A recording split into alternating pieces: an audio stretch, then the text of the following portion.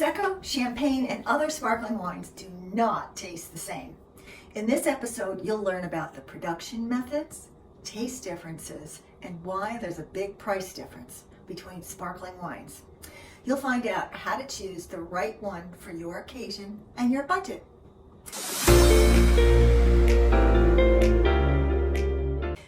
About 10 years ago, I was appalled to read in a local newspaper about a self-professed wine expert that suggested all sparkling wines, including champagne, tasted exactly the same and directed her readers to purchase the least expensive Prosecco for any occasion because the other sparkling wines were no different and much more expensive. I gasped so hard, I think I could be heard in the next county. Let me now introduce the real differences between several of the most common sparkling wines on the market. To start with, the most prestigious sparkling wine in the world is by far champagne. But that isn't all there is to it. Champagne looks, tastes, and smells different than any other wine in the world. Champagne can only be called champagne when it's made in the Champagne region of northern France. It's a cold continental climate, making the grapes high in acid and generally made only from some combination of the white grape Chardonnay and two red grapes, Pinot Noir and Pinot Meunier, pronounced Meunier. Grapes must be harvested by hand, gently pressed, turned into a high-acid wine. Rosé champagne is made by adding some still wine made from Pinot Noir. Next, a small amount of wine, sugar, and specially formulated yeasts are added to the wine, which are bottled with a crown cap, similar to beer bottle cap. The wine is either loaded into a piece of large equipment called a gyro pallet or into wine racks with bottles tilting the neck slightly downward. This enables the dead yeast, known as lees, to move toward the necks of the bottles as it ferments. The lees creates a special flavor and aroma of brioche and yeastiness in the wine. At the same time, the bubbles are created with the second fermentation. The bottles must be turned slightly every few days, either by hand or the original traditional way, or by the modern version of using a gyro pallet. Those things look like these massive square spaceships to me. Anyway, using the traditional technique, I bet they didn't know about carpal tunnel syndrome in those days. Anyway, can you imagine turning all those bottles like that? My hands kind of just hurt thinking about it. Anyway, this is a necessary process called riddling. Without riddling, the yeasts would rot on themselves and create off flavors and aromas. In other words, it would stink like cabbage, rotten cabbage.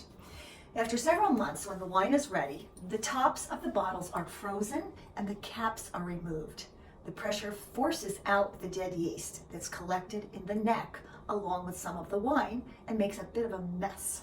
At this point, some of the lost wine is replaced and the addition of sugar called dosage occurs to make the wine a little easier to drink, meaning not so harsh or astringent, but this is definitely not sweet.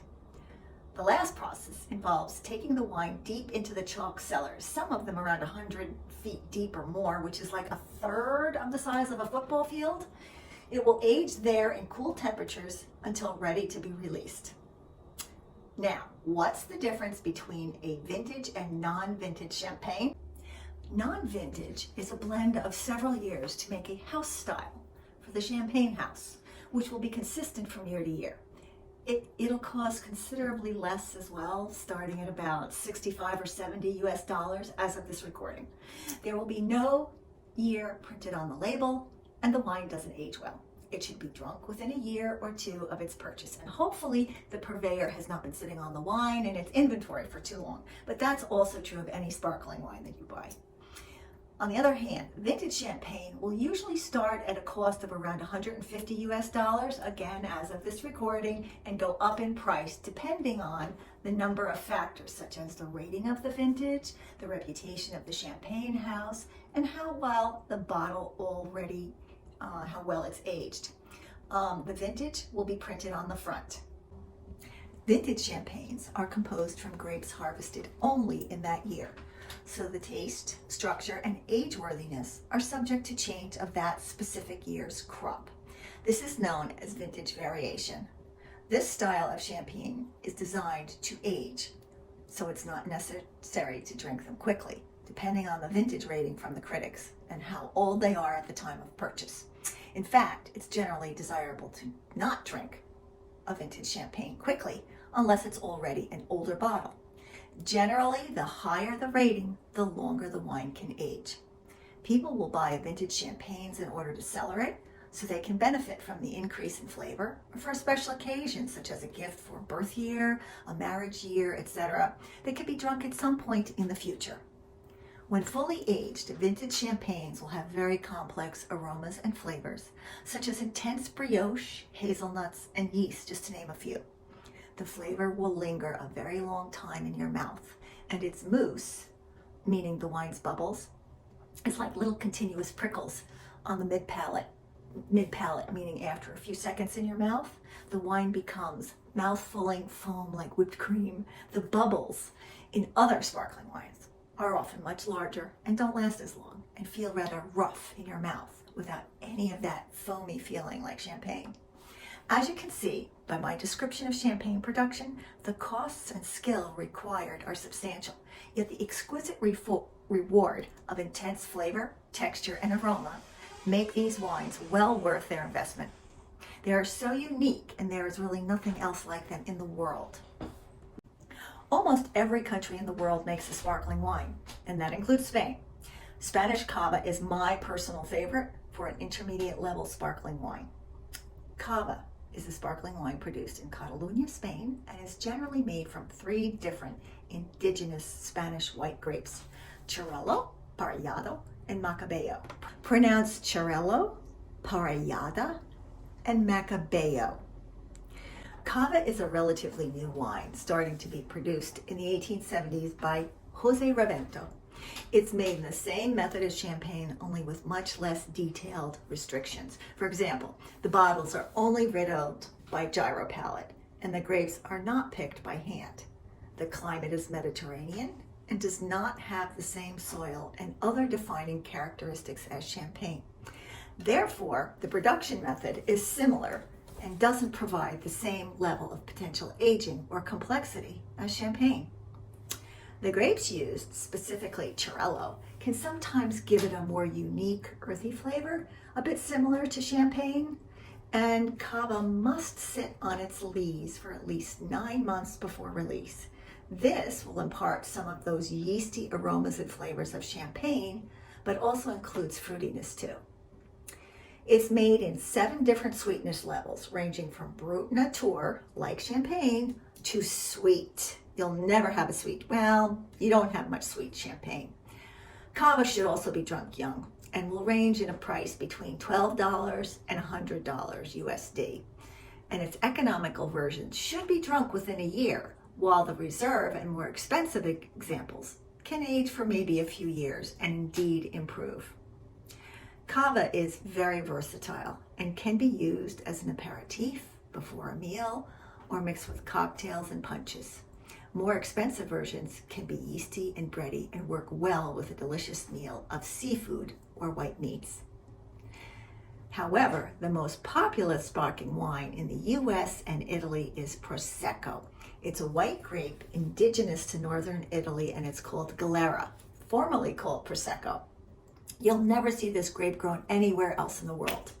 The grapes are harvested by mechanical harvester, crushed en masse, and fermented into white wine in huge fermentation vessels. After the grapes are turned into a still white wine, it's emptied into a very large tank, and more yeast is added to start a second fermentation. I must tell you that recently a rosé Prosecco is allowed by adding just some red juice from the Pinot Noir grape.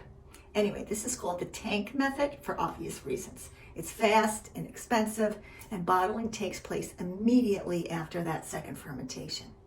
The wines are released into the market for sale right away. There are 2 sweetness levels of Prosecco. One is called extra dry, which is a deceiving label because it's actually a bit sweeter than the drier brut version, though both versions are considered dry. There is no sweet Prosecco. The wine must, by law, be produced in the northeast regions of Italy and labeled DOC to be considered authentic Prosecco. The wine tastes of basic fruits such as lemons, maybe slightly of peaches or pears. Prosecco will never be aged in bottle or oak and is for sale immediately after it's bottled. The finest regions for producing better grapes with either more minerality and fruit flavor concentration will have the word Valdobbiadene, pronounced Valdobbiadene, or Conigliano, pronounced Conigliano. A new denomination has been registered as a DOCG with greater production regulations and therefore supposedly higher quality yet, called Colli Assolani, pronounced Colli Assolani. You'll pay only a few dollars more for these wines. In any case, all Prosecco will have very basic fruit flavor without a variety of flavor complexity, and its color will always be pale lemon. It's designed to be drunk within a year or two after purchase, and it will become tasteless or oxidized, which means the color darkens and a nutty aroma and flavor starts to form.